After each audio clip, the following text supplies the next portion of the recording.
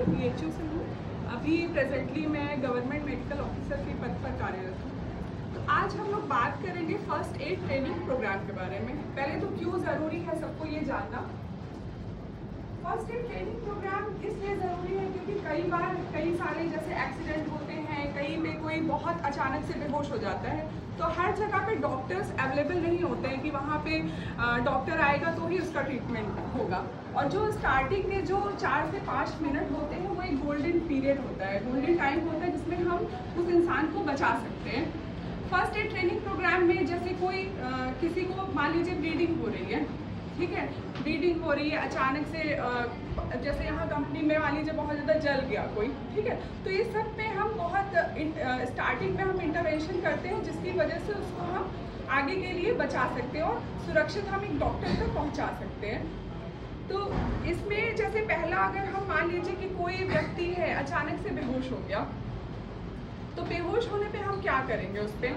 पहले तो हम एक चीज़ें हैं कि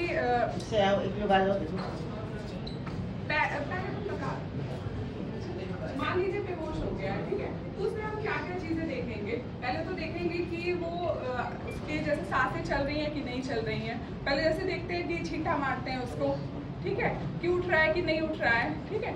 अगर तभी भी वो पूरी तरीके से अनकॉन्शियस है, बेहोश है, तो हम उसमें क्या करते हैं, CPR एक होता है प्रोसीजर, कार्डियो पल्मोनरी रिससिटेशन। बहुत सारे लोग जानते होंगे इसका नाम, सुने भी होंगे, बहुत सारे वीडियोस भी हैं इस पर, ठीक है। तो वो प्रोसीजर अभी हम डेमोन्स्ट्रेट करेंगे, तो उससे हम उस पेशेंट को बचा सकते हैं, ठीक है। तो जैसे हमारे जो शरीर में जो 2 ऑर्गन्स बहुत मेजर रोल प्ले करते हैं, एक हमारा हार्ट और दिमाग और ब्रेन यानी मस्तिष्क। तो इन दोनों को अगर ऑक्सीजन नहीं पहुंचेगा तो इंसान आगे चल के फिर डेथ हो सकती है और इसको बचाया नहीं जा सकता। इसलिए स्टार्टिंग पे इंटरवेंशन करना बहुत ज़रूरी है। CPR के बारे में डिमॉन्स्ट्रेट कर देते हैं, ठीक है।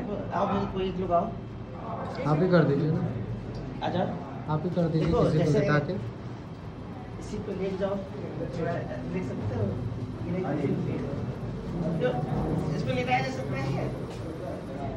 कौन लेटेगा? अरे मतलब में हाँ तो लेटो यार, थोड़ा सी देख लो।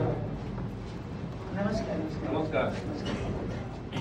देखिए, पहले अगर मान लीजिए कोई बेहोश आपको मिल रहा है, ऐसा कंपनी मालिक को ऐसे अचेत अवस्था में पड़ा हुआ है, तो पहले आप इसको क्या करेंगे, इसको पहले तेज से हिलाएंगे कि भाई उठो, ठीक है।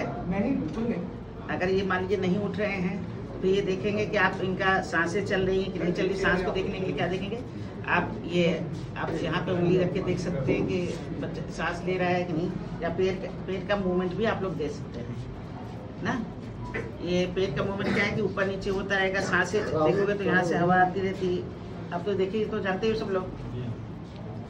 बाकी एक पल्स भी देखना होता है। पल्स तो कई जगह से देखी जा सकती है। आपका जैसे हाथ का रेडियल पल्स वगैरह देख सकते हो, इन्वायरल पल्स भी देख सकते हो, ठीक है।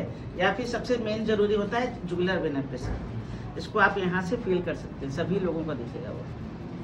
ये सबसे मेन पल्स होती है। अगर आपको यहाँ से नहीं पल्स मिला तो इसका मतलब वो आदमी, उसका हार्ट नहीं काम कर रहा है, समझ रहे हैं। अगर हार्ट के लिए,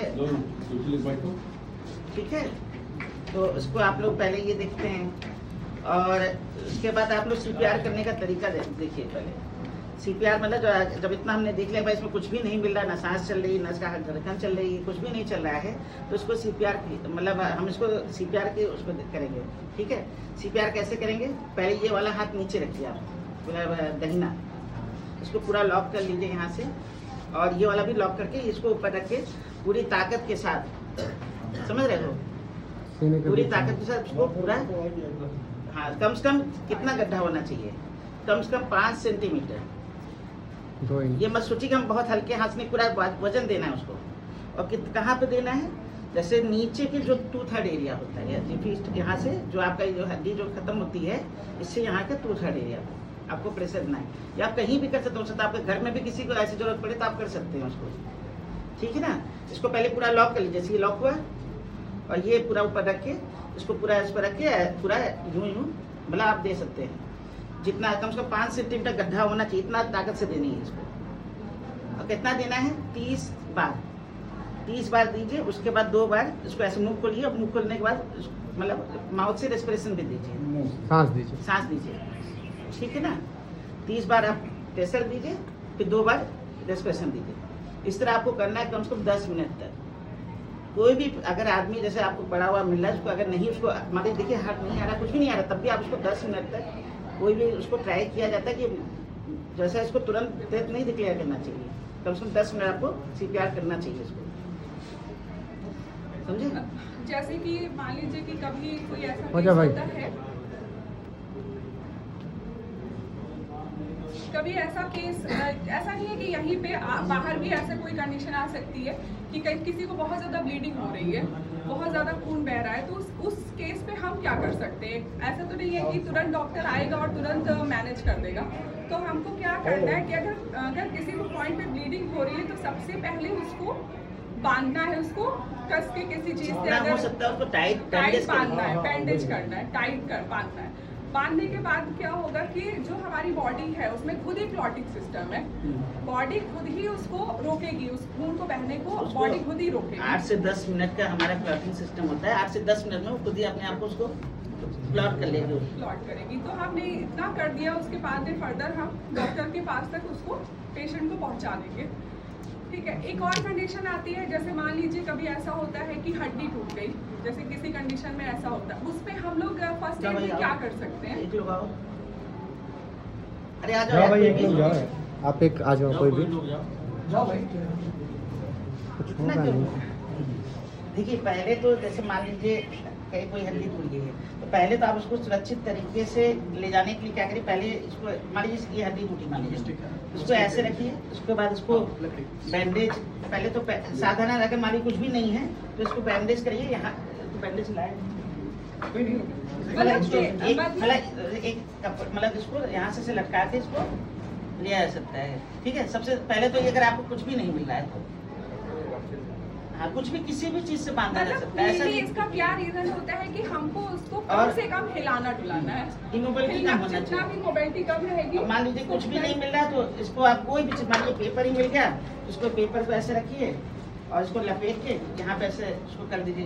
कुछ भी मतलब उस समय जो भी अवेलेबल है, ऐसा नहीं कि आपको स्प्लिंट मिल रहा है कि आप उसको लगा रहे हैं, या फिर किसी चीज के कोई भी सहारे। चीज है, या फिर कोई स्प्लिंट मिल जाए तो सबसे बढ़िया इसको ऐसे रखिए, इसको लपेट के इसको ऐसे लटका दीजिए। कहीं का भी मान लीजिए यहाँ का फ्रैक्चर होता है तो आप यहाँ से बांधिए, इसको ऐसे लटका दीजिए।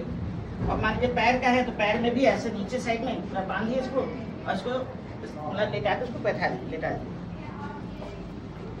ये आप लोगों कहीं को भी ध्यान देना है कि जो हाथ का जो भी हिस्सा है, हाँ। अगर यहाँ से टूटा हुआ है, ये इसका मूवमेंट जितना मूवमेंट कम जितना जितना कम, कम क्योंकि रहेगा। अगर मूवमेंट जैसे हड्डी जैसे टूटी है तो ऐसे हो गई है। जितना मूवमेंट जब अगर मूवमेंट करेगा तो वो अंदर की जो मांसपेशियां उसको भी फ्रैक्चर करेगा और भी नलियों को भी काटेगा। हड्डी मतलब नुकीला चीज है वो तो अंदर भी उसको मांसपेशियों को काटता रहेगा। तो इसको जितना इमोबल करेंगे उतना ही उसके लिए दर्द में भी कमी हो जाएगी, उसके बाद उसको पहुंचाने में भी आसान रहेगा चीज़।